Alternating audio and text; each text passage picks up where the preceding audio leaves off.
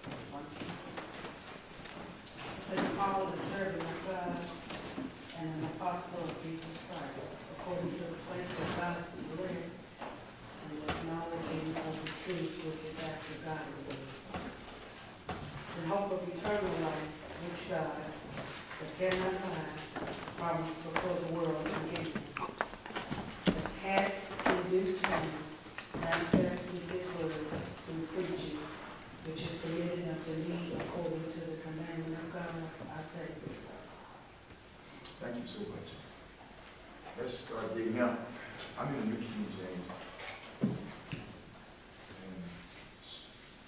Thomasina read from the King James. Let's look at this. I'm going to try to do it both ways. From the King James, I'll start with that. From Titus chapter 1, verse 1, says, Paul, a servant of God, and an apostle of Jesus Christ. Paul, first of all, this is a greeting. Paul is giving a greeting. He said, Paul, what is he describing who he is? He says, Paul, a servant of God, and an apostle of Jesus Christ. When he talks here in this first portion of verse number 1,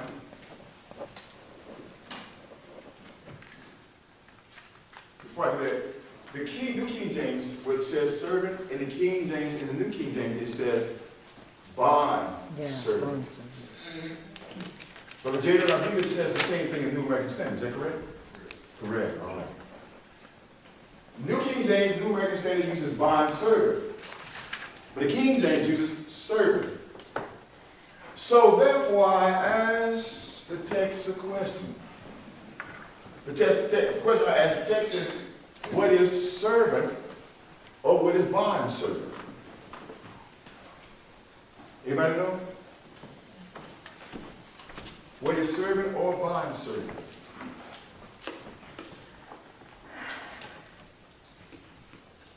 Paul, a servant of God. I think it's very interesting when we get into this portion of it. Nobody knows? A person that serves in bondage, slave. That's the word right there. Slave. He says, Paul, I'm going to use your word. You just gave me. Paul, a slave of God. Now, when one is a slave, they serve their master. Is that correct? Watch this. Watch this.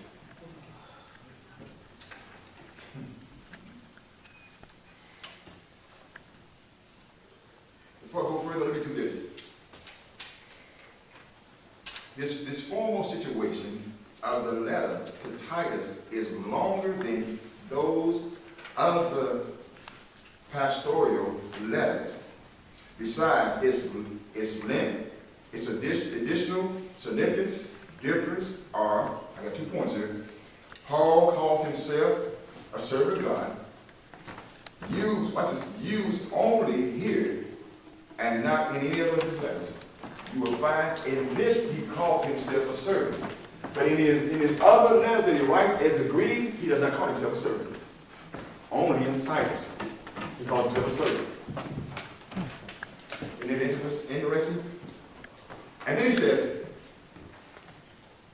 the second thing is that the content of this greeting is a word called replete. The word replete means plentiful supply.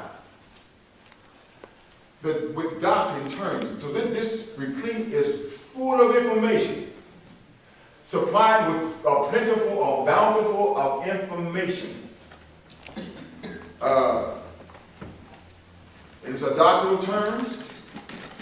The situation is contained in these first 4 verses, information. More information than the others. He calls himself a servant, a slave. And wants to notice this. The servant is, the Greek word means dilos. A slave. The Greek meaning means a slave. One, watch this, listen to this. One who belongs to his master with no freedom of his own. One who belongs to his master with no freedom of his own. Huh? What you say? Say what? Talk loud, man. Brother Jada said, basically in jail. Now watch this, Jada, that you said that. When one's in jail, he's in jail not because he wants to be in jail, but because he's done something wrong. So watch this. Okay. Okay, watch this. I'm going to squeeze some information out of you then. Explain that then. Some people get accused of stuff that they didn't do, and they get told to do. Falsely accused.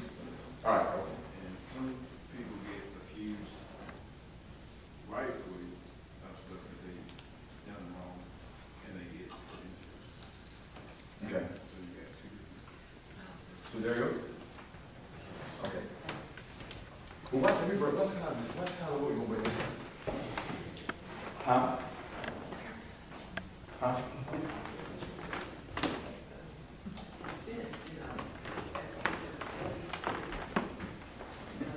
Yes. Yes. Watch this. Yes. Well, watch this though. He said, Paul's a servant or a slave of God. He serves his master, but he's not free of himself. Now, it leads you to understand that he's been in slavery against his will. Doesn't it? But Paul says, I'm a slave to God. It's my choice. I want to be a slave to him. I have no freedom of my own. And I don't choose to have freedom of my own. Oh, I'll show you in a minute. I don't desire to be out of this slavery. I choose to be in this slavery. I want to be. I'm not doing this against my will because I just want to be. And let's make it clear. Watch this. Watch this. The servant, one who willingly, watch this, who willingly chooses to serve his master, he willingly serves God. Notice he says in the first part, he said, Paul, a servant of God, or a slave of God, he chooses to be a servant or a slave of God. Not against his will, but he wants to. He chose to. Ooh-wee. Why did he choose to? I'm glad you're asking. He was chosen, and I think I'll get it in a minute. He was chosen to be. Oh, yeah, let me do that. I got so much going in my head. He was chosen to be who he was. Let me read you something. Go ahead. Go ahead. I was going to say he was chosen to be who he was, but yet still given a choice. Yes. Because watch this. If I go back to the beginning of time when God spoke to Adam, he gave him a choice. God gives us all free will. But it's up to us, when we're in our free will, that we make the right decisions. Because, you know, in life, just if we be real about it, some of the decisions we made, we regret we made those decisions. And if we could have done it all over, we would have pulled that back and would have never done that. But Paul chooses to be a servant, a slave of God. But I want to show you something else in this other part. Notice that if you look at your Bible, it says also, and an apostle of Jesus Christ. I'm a slave to God by my own free will. I choose to be a slave. And then not only am I a slave to God, but I'm also an apostle to Jesus Christ. Now I ask this portion of this text, what is the word apostle in this verse? A messenger. Talk to me somebody. Exactly what it is. He was chosen by Jesus Christ to be a messenger to who?